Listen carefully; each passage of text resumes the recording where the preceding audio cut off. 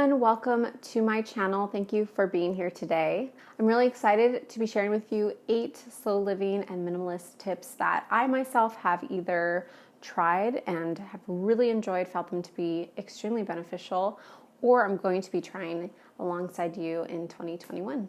The first tip I have for you is to begin implementing social media detoxes. So I actually started to do this during 2020. What I would do is on a Friday evening, I would log out of Instagram, Facebook, Twitter, TikTok, all the social media apps, even my email, and I would not check them again until Monday morning. Now, you can do a social media detox however you want. You can do it for 24 hours, you can do it for 12 hours, you can do it for a week, you can do it for a month. It's really up to your discretion what you feel ready to do. But when I would take time off of social media on the weekends, I never felt more rested. I felt extremely present with my family. I felt like my days felt so long, and not in a way that was bad. It was in a way where I just felt like I had so much time to do the things that I'm always talking about wanting to do. Whether it's creating something or reading a book or baking something in the kitchen with my daughter, I really benefited from the social media detoxes, and I believe you as well can really benefit from social media detoxes, so that is why I'm recommending it to you. Now, I think this next tip might seem a little antithetical to the American culture that we have, that is work, work, work, and it's exactly why it's in this list, and that is to schedule a self-care appointment or a self-care day. I don't know about you, but while I was working full-time, I never really took the opportunity until years into my job to just take a day off for myself. It was just a personal day. And I would sometimes plan important things like appointments for doctors and things like that.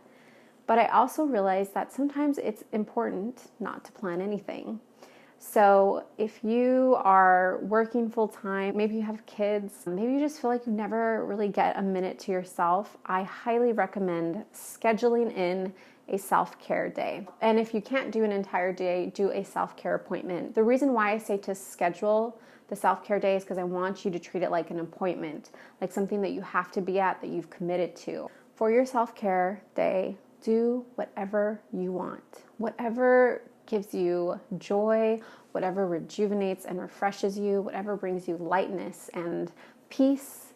Any of those things, do that. Now for me, on a self-care day, I love to pamper myself. So I like to do a spa day at home. I've been doing this since I was like a 12-year-old girl. I make all my little DIY recipes of facials and body scrubs and DIY hair mask. And then I just give myself a couple hours to just take care of me. Sometimes self-care also looks like binging Netflix because I enjoy that. Sometimes it also means reading a really good book, something that speaks to me in that moment. But it's really just time for myself and time for me to pour it back into me. So that is my recommendation for you. Schedule a self-care day, appointment, time, but make sure that you make it a priority. Number 3, and this is something I'm going to be doing for 2021, is to plan an experiential birthday instead of a birthday that includes a ton of different gifts.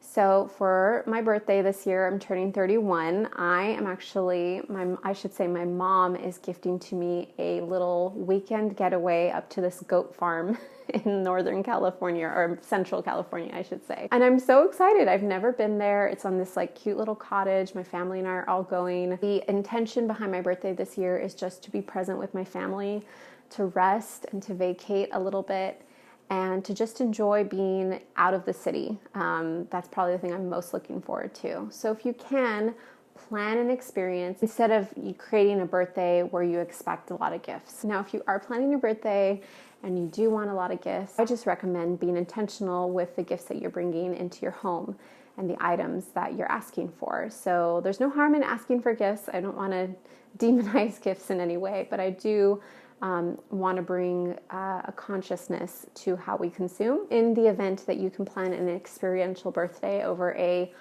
consumption-based birthday, then I recommend that. Tip 4. Now this is something that I really need to practice. And I've heard it before, and I don't know why I've never really truly implemented it in my life, but I'm going to be doing that for 2021. And that is to wait 24 to 48 hours before purchasing something. So if you happen to be perusing around online or on some Instagram influencer's profile and see something that you think, oh my gosh, I have to have that. I think a lot of times we don't necessarily need what we want to have.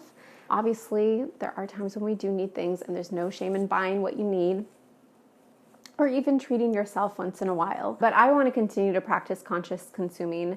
And I think a number one way to kind of defer impulse purchases is to put a stop method in place. So for me, I do a lot of online shopping. It's very easy to add to cart and then check out and the purchase is done. But what I'm going to be implementing myself is actually a wish list. And as the time permits and if the budget allows, and if I find I need it or could really use it, it would be high value to me, then I can invest in purchasing at that point. But that's only going to be after 24 to 48 hours so that I don't in any way impulse buy. Tip 5 is something I do weekly, sometimes even daily if necessary, and that is trying a method called a brain dump. I know it kind of sounds weird, but it's actually a really valuable tool that will help you feel maybe less anxious, overwhelmed, and it will help you in planning and being more productive.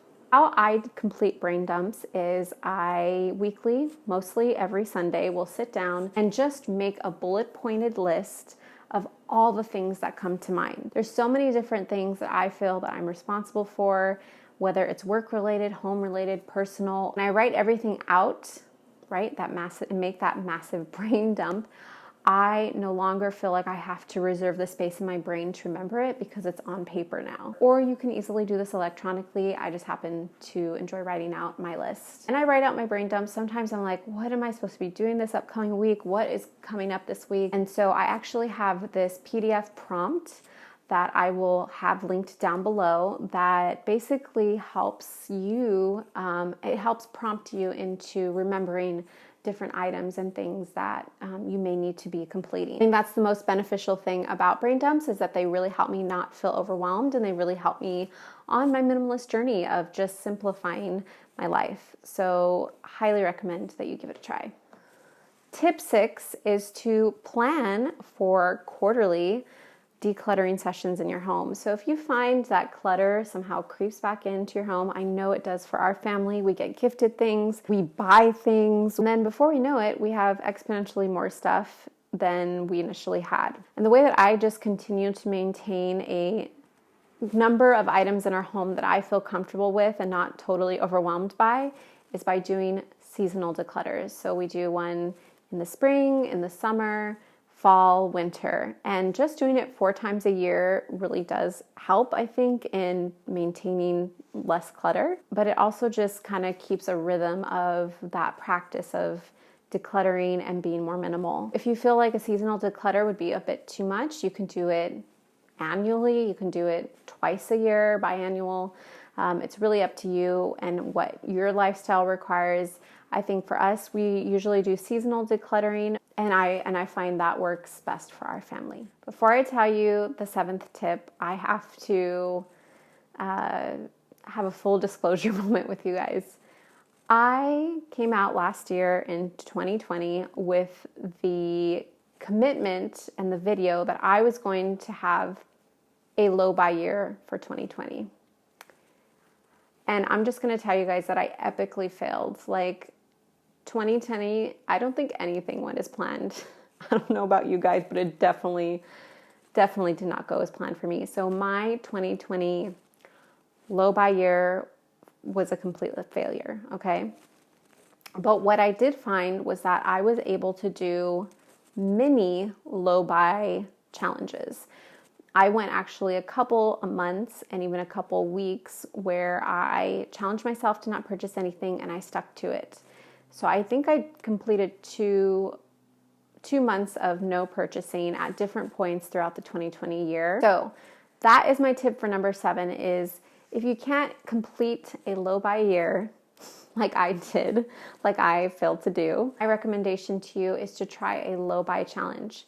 And once again, this is totally up to your discretion. So you can do a month-long low buy challenge. You can do an entire season of a low buy challenge.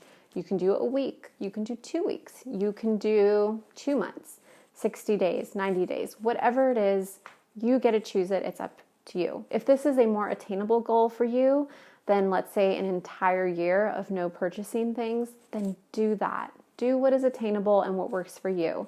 I think if I could go back to my 2020 self and tell her in January of 2020, this year is going to be a little wild and it's going to be okay if you fail at this low buy year. Maybe just try a couple challenges and I think you'll be really pleased with what you learn even in that process. So don't discredit smaller low buy challenges and just do what you can. That's my advice for number 7. And the 8th tip I think is very important when you're wanting to live a more intentional, minimal, and slow life.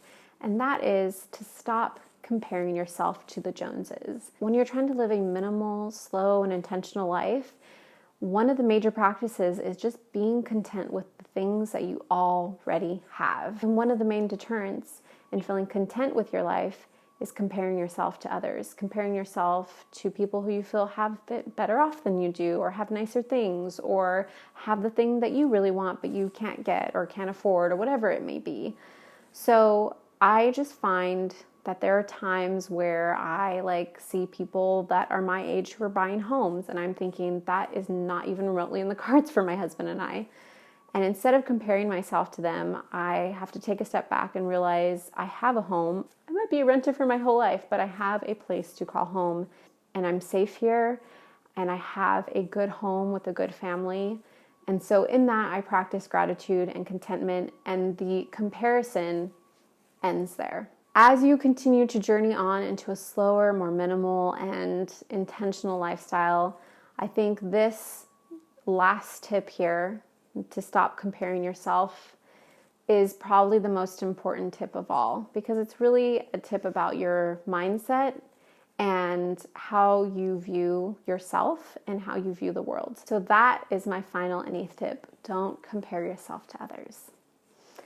All right, you guys, I hope you liked this. I hope that these were really meaningful pieces of wisdom and advice, and I hope that you guys try them out. If you do, be sure to follow me on social media. My handle should be down below in the description box. It'll be coming up here on the screen, but follow me on Instagram, and then let me know if you happen to try any of these things. I would really love to hear what your experience was like, and if they benefited you in any way, and maybe in some of the same ways that they've benefited me. Until next time, bye.